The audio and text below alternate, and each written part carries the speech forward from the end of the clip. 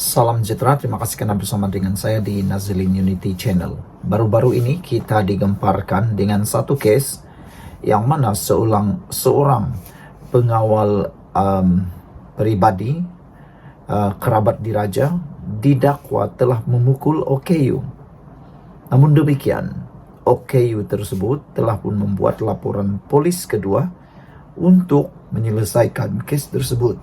Namun demikian, hari ini daripada mykill.net menyatakan polis perlu terus siasatan dakwaan pengiring kerabat pukul OKU, kata LFL. Siapa LFL? Lawyer for Liberty menggesa polis untuk meneruskan siasatan kes pemandu e-hailing orang kurang upaya yang didakwa dipukul pengawal pribadi seorang kerabat diraja. Kerajaan perlu memastikan tiada campur tangan dalam siasatan, kata mereka. Kewibawaan undang-undang kita dan penguatkuasaannya dalam pertaruhan dan sebarang langkah yang salah akan membawa kepada kehilangan kepercayaan sepenuhnya terhadap pengendalian keadilan di negara kita, kata pengarah LFL Zaid Malik dalam kenyataan hari ini.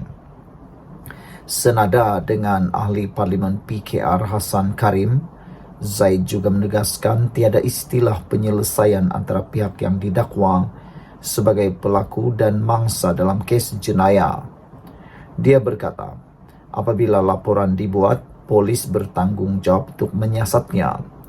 Seksyen 3 dalam kurungan 3 Akta Polis 1967 mempertanggungjawabkan polis untuk mengekalkan keamanan dan keselamatan negara, mencegah dan mengesan jenayah, serta menangkap dan mendakwa pesalah, katanya lagi.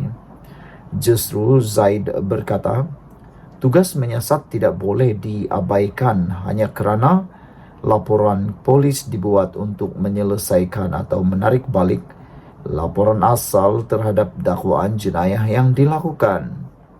Dia berkata, jika itu dibolehkan, kalangan yang berkuasa boleh memaksa agar sebarang laporan yang dibuat ke atas mereka untuk ditarik balik.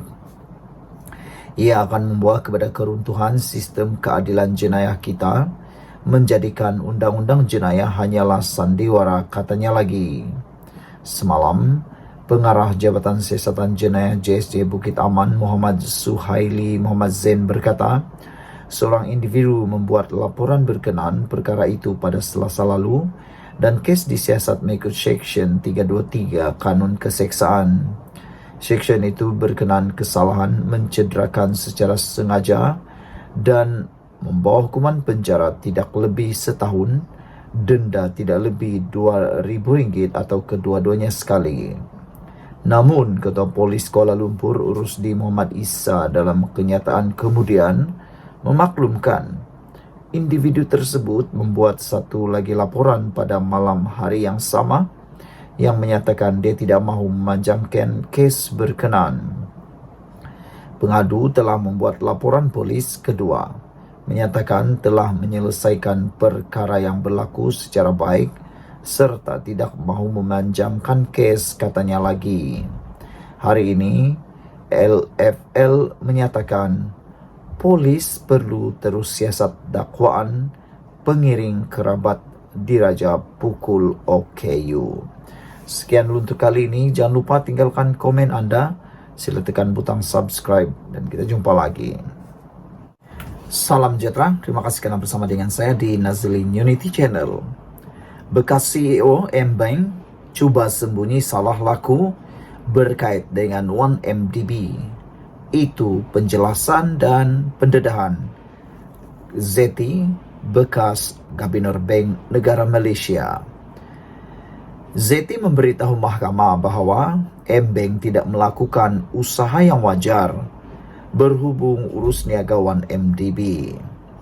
Bekas Ketua Pegawai Eksekutif M-Bank Ashok Ramamurthy cuba menyembunyikan salah laku ketika menerajui bank itu, menurut bekas Gubernur Bank Negara Malaysia BNM Zeti Akhtar Aziz.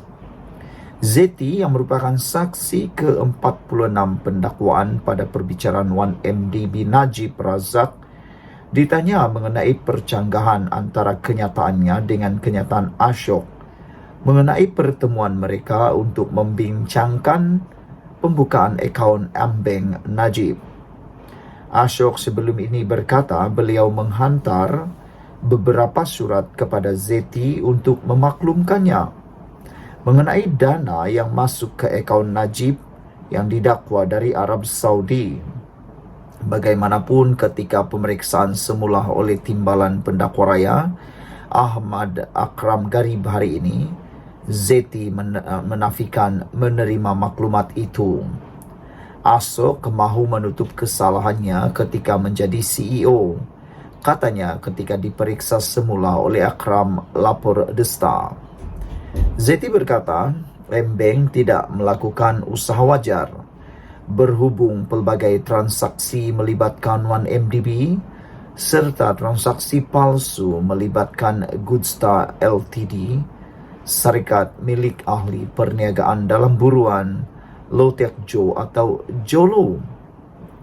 Zeti menegaskan ketika Ashok menjadi CEO, Embeng dikenakan kompaun terbesar dalam sejarah perbankan Malaysia, iaitu denda sebanyak RM53.7 juta pada tahun 2015. Ashok dipercayai warga Australia menyertai Embeng pada tahun 2007 sebagai ketua pegawai kewangan sebelum dinaikkan pangkat menjadi CEO 5 tahun kemudian. Pada Januari 2015, beliau meletak jawatan sebagai pengarah urusan kumpulan bank itu. Najib sedang dibicarakan atas 4 tuduhan salah guna kuasa dan 21 tuduhan pengubahan wang haram yang membabitkan RM2.28 bilion dipercayai dana 1MDB yang didakwa dimasukkan ke dalam akaun Embeng miliknya antara Februari 2011 dan Disember 2014. Selepas 235 hari membentangkan kes dan memanggil 50 saksi, pihak pendakwaan hari ini menutup kesnya dalam perbicaraan Najib. Saudara-saudara sekalian, dengan pendedahan yang mengejutkan daripada Zeti ini, kita semua memang tak sangka bekas CEO Embeng didakwa cuba sembunyi salah laku, kata Zeti. Selain daripada itu, Zeti juga telah pun menafikan tentang menerima maklumat atau dokumen yang telah dinyatakan oleh Ashok. Ashok sebelum ini mendakwa beliau telah menghantar beberapa surat kepada Zeti untuk memaklumkan mengenai dana yang masuk ke akaun Najib yang didakwa dari Arab Saudi. Bagaimanapun, ketika pemeriksaan semula oleh pendakwa raya, Zeti menafikan maklumat itu dan menyatakan Ashok mahu menutup kesalahannya ketika menjadi CEO. Sekian dulu untuk kali ini. Jangan lupa tinggalkan komen anda, tekan butang subscribe. Kita jumpa lagi. Bye-bye. Salam sejahtera. Terima kasih kerana bersama dengan saya di Nazilin Unity Channel. Pendedahan di mahkamah kali ini benar-benar mengejutkan anda, saya, dan perlu anda share kepada semua orang. Saksi di mahkamah hari ini menyatakan pelaburan 1MDB tidak bawa untung. Jadi, kalau tidak bawa untung, buat apa ada 1MDB? Itu persoalan besar. Saudara-saudara sekalian, pegawai penyiasat SPRM, Suruhanjaya Pencegahan Rasuah Malaysia, memberitahu Mahkamah Tinggi di sini hari ini bahawa pelaburan yang dibuat oleh Syarikat Pelaburan Strategik Negara iaitu 1MDB tidak membawa sebarang keuntungan. Sebelum kita teruskan ulasan kali ini, jangan lupa anda tinggalkan komen anda untuk isu kali ini. Kalau tak bawa keuntungan, buat apalah ada 1MDB kan? Saudara-saudara sekalian, pernyataan itu atau kenyataan itu dinyatakan penguasa kanan SPRM Nuraida Arifin, 37 tahun, ketika menyangkal cadangan peguam bela Wan Azwan Aiman Wan Fakarudin bahawa Pelaburan 1MDB mendapat untung melalui pelaburan yang dibuatnya. Wan Azwan memberikan contoh antaranya pelaburan syarikat itu di dalam sektor tenaga melalui pengambil alihan jana kuasa yang membawa keuntungan. Peguam bela itu turut mencadangkan bahawa pelaburan hartanah yang dibuat oleh 1MDB turut menjana keuntungan melalui pembinaan Menara Tun Razak Exchange TRX. Bagaimanapun, Nuraida yang tidak bersetuju dengan cadangan peguam menjelaskan, jana kuasa tenaga berkenan akhirnya dijual kepada syarikat dari China untuk melunaskan hutang 1MDB. Kata Nuraida, TRX pula bukan dibangunkan menggunakan duit pelaburan 1MDB seperti yang terdapat dalam perjanjian usaha sama pada peringkat awal. Sebaliknya, syarikat perlu mendapatkan pelaburan berasingan dengan mendapatkan syarikat lain untuk melabur bagi membangunkan menara terbabit. Malah katanya, hasil siasatan mendapati dana yang diperoleh untuk pembangunan TRX atau nama asalnya Kuala Lumpur International Financial District KLIFD telah diselewengkan dan pembangunan TRX sebenarnya dibiayai oleh pelabur asing. Pada prosiding hari ini, pembelaan selesai menyoal balas saksi penting pendakwaan itu selepas sesi soal balas berlangsung selama 16 hari. Peguam utama Tan Sri Muhammad Syafiee Abdullah memaklumkan pihaknya selesai menyoal balas saksi yang disambut oleh Hakim Datuk Collins Larkin Square. Ini suatu berita menggembirakan. Seterusnya, Nuraida diperiksa semula oleh Timbalan Pendakwa Raya Ahmad Akram Garib membabitkan dokumen bank melalui bantuan undang-undang bersama MLA dari Barbados, Singapura dan Hong Kong. Saksi itu berkata, beliau tersilap ketika mengemukakan salinan dokumen terbabit kepada mahkamah dan bukannya salinan asal kerana ia membabitkan dokumen terlalu banyak. Saksi turut menafikan mempunyai sebarang niat jahat.